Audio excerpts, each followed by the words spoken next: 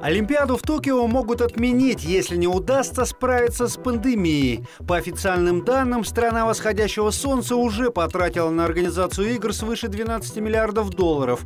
Это более 900 миллиардов в переводе на рубли. Напомним, ранее Олимпиаду уже перенесли на июль 2021 года. Чемпионат мира по боксу среди мужчин пройдет в 2021 году в Белграде, хотя изначально организовывать его должна была Индия. Но из-за финансовых разногласий Международная ассоциация бокса расторгла контракт. Отметим, Сербия примет этот чемпионат во второй раз. От Бурятии на состязание могут поехать несколько спортсменов, в их числе и Батар Сагалуев. Министерство спорта из-за коронавируса продляет действие спортивных разрядов на неопределенный срок. Ранее каждый атлет должен был подтверждать свою квалификацию ежегодно. Временно это условие отменили. Все соревнования российского и международного уровня заморожены.